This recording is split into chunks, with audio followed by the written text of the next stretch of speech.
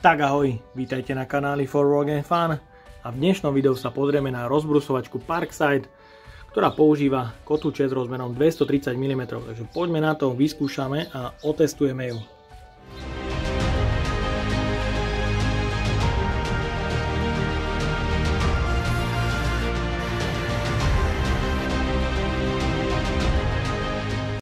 Do dnešnej recenzie som si pripravil uhlovú brúsku, alebo teda flexu Parkside s modelovým označením PVS 230D4. Uhlová brúska má príkon motora až 2000 W, 6500 otáčok a je určená pre kotúče s rozmerom 230 mm. Zaujímavou funkciou je, že má otočnú rukoveď a 4-metrový kábel. No a je tu štandardne 3-ročná záruka. Takže poďme na to, odbalíme si ju. Takže v balení nájdeme užívateľský manuál, kábel na 230 V, ktorý má dĺžku 4 m. Je tu kľúč pre zaistenie kotúča, pogumovaná rukoveď,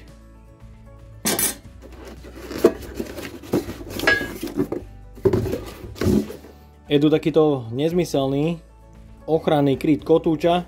Pozrieť. Je tu hliníková prevodovka, ktorá má na sebe 3 závity pre upevnenie na madlo. Tie závity sú narezané do šikma, môžete vidieť, to madlo odstáva niekoľko stupňov a podľa môjho názoru dosť zavadzia nejakému bezpečnému a dobrému držaniu, pretože ochranný kryt absolútne tlačí na zápestie, čo si myslím, že je absolútne nevyhovujúce. Určite to mohlo stať 90 stupňov, nie je takto naklonené. Na prevodovke je ďalej tlačítko pre zaistenie kotúča pri výmene. Ochranný kryt uhlovej brúsky, je to úplná katastrofa. Znova absolútne nezmyselný ochranný kryt, nepoužiteľné. Je tu beznástrojové polohovanie ochranného krytu. Sú tu dva otvory pre výmenu uhlíkov na každej strane. No a rukoveď je zaujímavá, je otočná o 180 stupňov. Je tu tlačítko, s ktorým sa uvoľní pozícia rukovete a následne sa dá polohovať na 3 pozície. Takže to je super.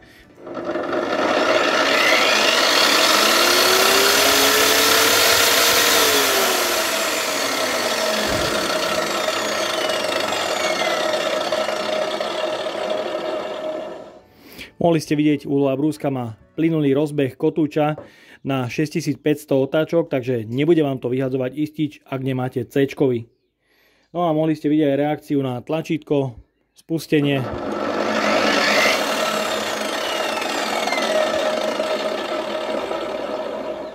Reakcia na vypnutie je dobrá a zastavenie je vlastne pomalé, bez brzdy. Takže začneme rezaním tohto joklového profilu 30×30 a môžete vidieť, to držanie uhlovej brúsky je absolútne nevhodné. Môžete vidieť ten uhol, ktorý tu je.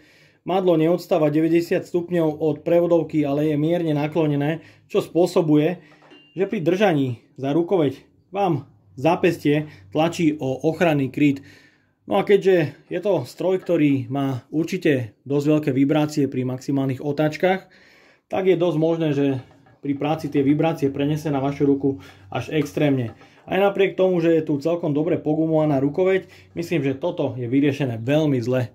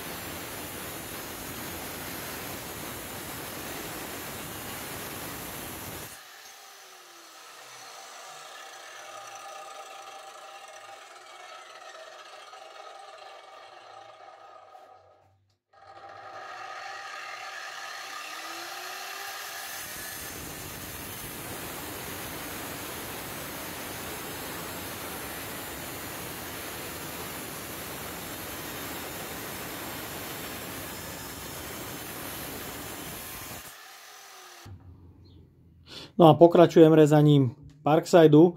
Osadil som kotúč Hilti 1,8 x 230 mm. No a budem rezať profil 10 x 90 mm a uvidíme rýchlosť rezu kotúča Hilti versus Wurth 1,8 mm x 2 mm Parkside versus Bosch.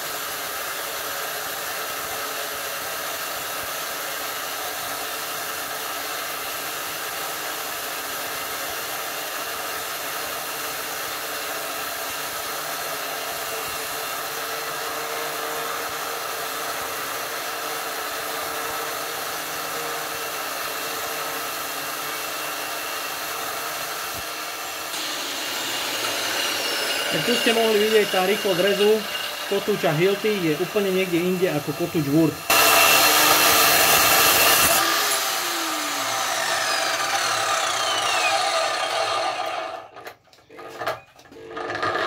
U toho Parksideu je vidieť, že ak chcete uhlovú brúsku pri zastavovaní kotúča spustiť automaticky, tak vám to vlastne nedovolí a nespustí sa motor.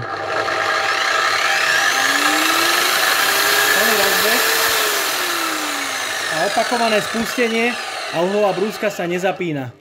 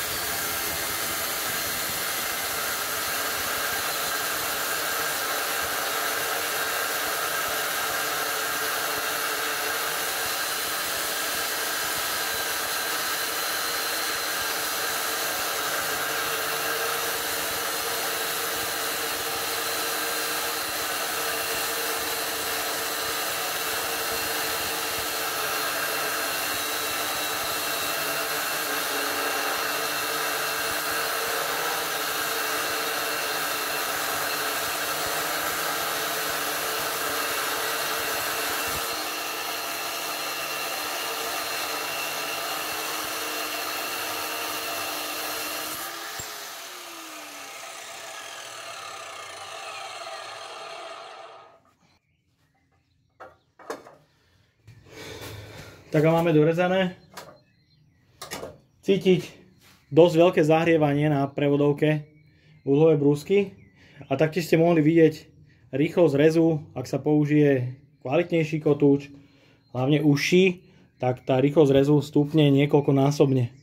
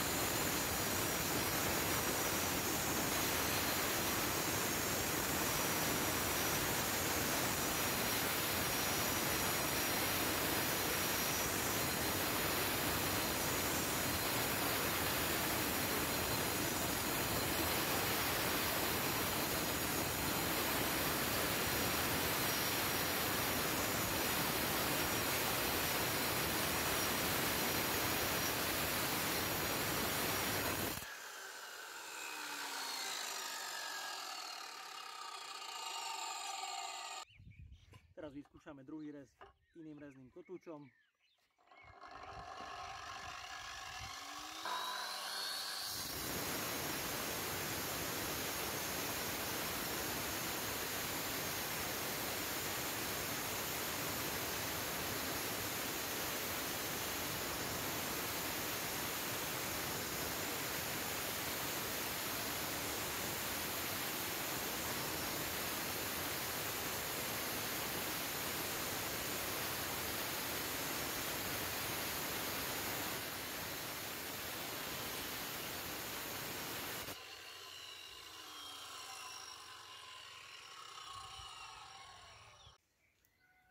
Takže ja som si to teda rozobral, pretože cítim, že na oske je vôľa.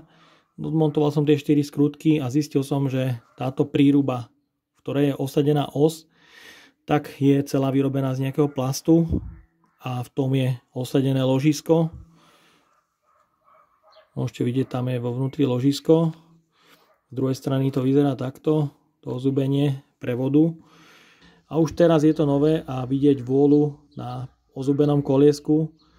A tá vôľa je, myslím, že dosť veľká a myslím, že aj toto spôsobuje tie vibrácie, o ktorých som hovoril, že prenáša dosť na ten ochranný kryt a následne na ruku obsluhy, že by celá tá prevodovka bola hliníková a nie len časť, hlavne táto časť je vyrobená z plastu, tak myslím, že by to bolo o mnoho lepšie.